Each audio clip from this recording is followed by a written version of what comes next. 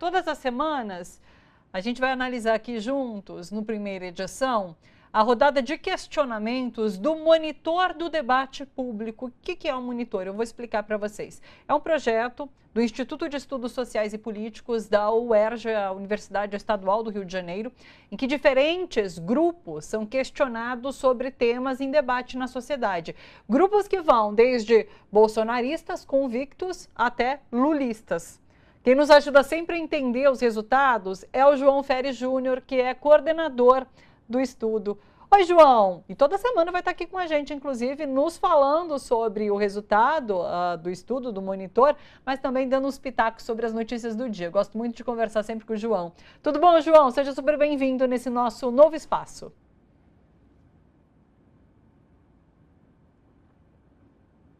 O seu mic está fechado. Isso. Abri, pronto. Tudo bem? É um prazer continuar participando do programa da TVT agora nesse novo formato. Tenho certeza que vai ser um maior sucesso. É muito legal participar disso. Muito obrigada, João. Olha só, essa semana vocês foram às origens, né?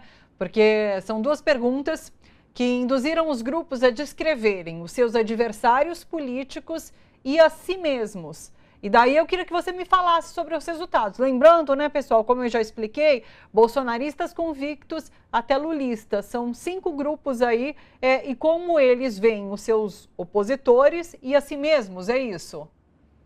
Exatamente. São os chamados grupos focais, grupos de discussão, que a gente conduz, na verdade, pelo WhatsApp. E a gente classificou eles em 5 categorias diferentes: bolsonaristas convictos, bolsonaristas moderados, isso baseado no voto deles na eleição passada, né? E também no apoio ou não à invasão da Praça dos Três Poderes. Então, bolsonaristas convictos, moderados, é o que a gente chama de eleitores flutuantes, ou seja, aquelas pessoas que não votaram nenhum nem outro, ou não compareceram, votaram nulo. Aí é que a gente chama de lulos descontentes, que é a categoria das pessoas que votaram no Lula, mas estão meio descontentes com o governo. E, finalmente, os lulistas, que são pessoas que votaram no Lula e continuam a apoiar o governo, né? E a ideia dessa semana, eu acho, que é pôr um pouco em teste uma certa discussão que está ocorrendo, eu acho que na imprensa brasileira, na grande imprensa brasileira e na sociedade em geral, né, sobre polarização. Porque, assim, a mim me parece que está havendo uma certa, como se diz por aí, um hype, entendeu? A respeito dessa coisa da polarização e um hype também de algumas pesquisas de opinião, né, sobre uma suposta queda de popularidade do presidente Lula. Então, e aí, né, esse hype é construído a partir de um enquadramento que traz um discurso da academia, de pesquisas de opinião feitas por critérios acadêmicos, mas acaba alimentando, entendeu, a grande imprensa, particularmente naquilo que a grande imprensa tem de mais perverso no nosso país, de fazer campanha política. Então, eles estão fazendo, eu acho que uma certa antecipação do pleito que vem, né, do ano que vem, e, ao mesmo tempo, usando essas pesquisas para bombardear o governo e acusar o governo de estar perdendo cada vez mais popularidade, o que eu acho que não é exatamente verdadeiro, né? Ainda que o governo, obviamente, tenha problemas de comunicação, tudo isso é inegável, mas, assim, mesmo assim, eu acho que... Então, a gente meio que não para dar um contraponto, mas a gente usa questões também para testar um pouco se isso que está sendo falado tanto na grande imprensa de fato corresponde à realidade, né? Porque a maior parte dos comentários tem a ver com essa questão de uma polarização que supostamente estaria contaminando, né, a esfera pública brasileira, o eleitorado.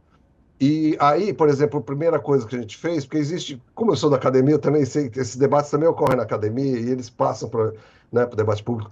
Tem toda uma ideia sobre que, não, a polarização é afetiva e ela é baseada em sentimentos irracionais, inclusive, diga-se de passagem, né, dos eleitores em relação ao grupo opositor. Então, as pessoas estão cada vez mais odeiam umas às outras, né, e tem um sentimento de repulsa. E aqui a gente fez a primeira pergunta, que é uma pergunta clássica desse tipo de estudo: qual a percepção que as pessoas têm do outro grupo, né? Supondo que haja um grupo aí de bolsonaristas e lulistas, né? Nesse caso, a gente usou petistas e antipetistas, né? Então, quando a gente pergunta, por exemplo, a percepção que os bolsonaristas têm sobre os petistas, você vê que são só os bolsonaristas convictos que, na verdade, tem uma percepção muito estereotipada dos petistas e bastante negativa, né? Ah, é gente dependente de programa social, artista, doutrinadores, professores, que é a minha categoria, membros de minorias LGBT, então, que são manipuláveis, preguiçosos ou interessados em obter alguma vantagem com a política, né?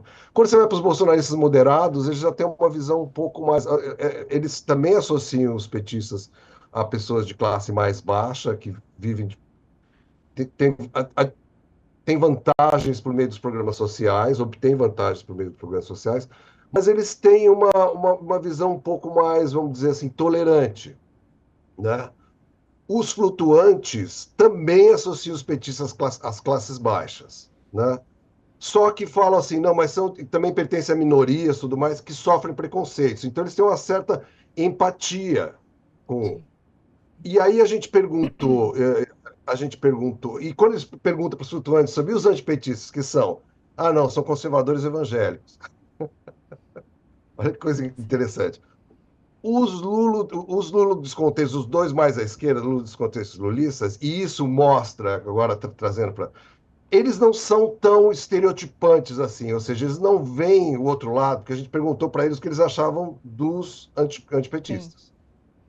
Eles não veem, eles rejeitaram generalizações, na maioria. Falam, não, isso não é geral, tem gente de todo tipo que não gosta do PT, né? Ou que é bolsonarista, ainda que eles não deixaram de falar, não, mas tem uma coisa, um padrão conservador, né? Muitos evangélicos, tudo mais, tem desprezo pelos pobres, né? Mas eles fizeram esse tipo de disclaimer, como se diz em inglês, assim, essa ressalva de que assim, ó, não vamos generalizar muito, tá? Para você ver, esse é um padrão que aparece na nossa pesquisa demais, ou seja, as pessoas falam de polarização como polarização fosse um produto de ambos os lados radicalizados. O que a gente vê sistematicamente na nossa pesquisa, e eu acho que você lembra, Thalita, de outros temas que a gente discutiu aqui, é que existe uma radicalização, mas ela está mormente na extrema-direita. Quando você vai para a esquerda, o pessoal de esquerda não é radicalizado. Eles não têm, você está entendendo? Eles não têm uma percepção do grupo exterior como sendo, né, perverso, corrompido e tudo mais, de uma maneira muito forte, né? É, Quando você pergunta. Ô, João, tem inclusive aquela refutada a teoria da ferradura, né, que diz realmente que a gente tem uma extrema direita que de alguma forma até se aproxima de uma extrema esquerda. E ela é bastante refutada. E eu acho que a pesquisa também mostra isso, que a gente tem essa extrema direita que é de fato extrema, mas a gente não tem essa extrema esquerda, né? A gente tem um outro polo. É um deslocamento desses campos, né? Então a gente não pode falar de extremos e por isso que não cabe falar em polarização também. Eu entendo um pouco isso quando você traz essas informações. Exato. Thalita, eu acho assim, a analogia da ferradura, ou seja, os extremos se encontram, então, você não tem uma distribuição linear das preferências, mas tem uma, né?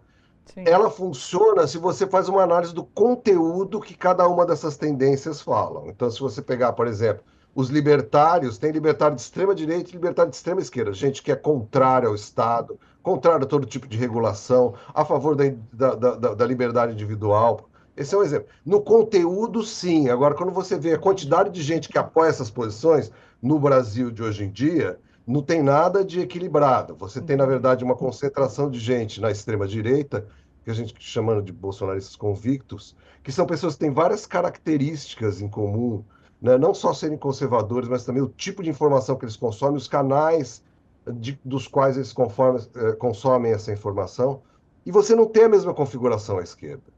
Você não tem um grupo representativo grande de pessoas que são radicais de extrema esquerda, que estão aí pregando revolução, pregando o fim da sociedade como a gente conhece, né? Então, e isso mostra. Por isso que eu acho, assim, falar de polarização sem imediatamente falar, olha, essa polarização é altamente assimétrica, é um pouco desonesto intelectualmente, entendeu? Ô, João, Você outra vê curiosidade também. Vocês chegaram a colocar os termos direita e esquerda nos questionamentos ou é realmente o grupo contrário? nessa vez a gente usou os termos petista e antipetista, Tá. tá? A gente podia ter usado, a gente vai testar no futuro bolsonarista e lulista para ver se dá alguma diferença. Sim, É que não vamos fazer logo em seguida porque contamina demais, entendeu? Se você coloca perguntas muito em seguida, as pessoas ficam um pouco que já, entendeu? Predispostas ao que eles responderam antes, a manter uma certa coerência. Então, deixa eles esquecerem um pouco, dá algumas semanas, a gente vai perguntar. E a autopercepção também é um espelho disso, né? sim. Assim, os bolsonaristas convictos veem os antipetistas como patriotas, pessoas, né, ilibadas, de caráter e tudo mais, contrários à corrupção, à ideologia de gênero e tudo mais. Os bolsonaristas moderados já acham isso mais ou menos assim. Eles veem, não, eles têm valores diferentes dos petistas, mas eles não pulam no barco, sabe? Não assume a identidade, não, essa é a nossa identidade, nós somos bons para burro e os outros são ruins. Eles olham como se fosse um pouco observando como terceira parte. Né? Existe essa mistura nos bolsonaristas moderados. Alguns, sim, veem mais como. Como a gente separa moderados de convictos, moderados são aqueles que foram contra a invasão dos prédios da Praça dos Três Poderes, os convictos são favoráveis. Então, essa é a questão, né? A gente perguntou para os flutuantes o que eles acham das pessoas que não votam, não participam da política, não fazem parte de nenhum dos grupos. E eles fizeram meio que uma alta interessante, que a segunda pergunta, que é a autoimagem, é uma coisa quase psicanalítica, assim. E eles realmente, assim, se descreveram como essas pessoas, como a gente percebe também na nossa pesquisa, que são muito, assim, não têm desesperançosas em relação às instituições, à representação política, né? Desconfiam muito, acham que a política faz muitas promessas, os políticos fazem muitas promessas que não são cumpridas e tudo mais. Então, eles têm esse afastamento, esse distanciamento em relação à política, né? E os petistas, assim, eles veem os próprios petistas como pessoas que defendem igualdade social, políticas públicas de distribuição, trabalhadores, já que a gente está na TVT, é importante falar isso, né?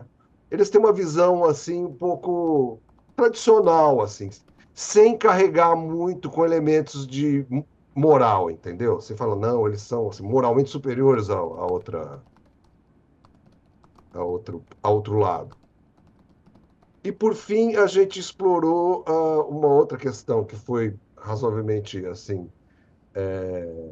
que deu trending topics nas redes e tudo mais na semana passada, nas 2 semanas anteriores, que são essas denúncias de violência sexual, né?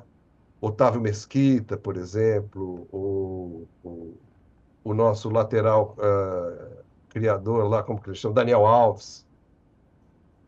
E aí você vê uma coisa interessante que surge aí, né? Primeiro assim, a primeira diferença é a seguinte, a esquerda, o pessoal, Lula descontentes e lulistas, são os únicos grupos que de fato dão prioridade às vítimas.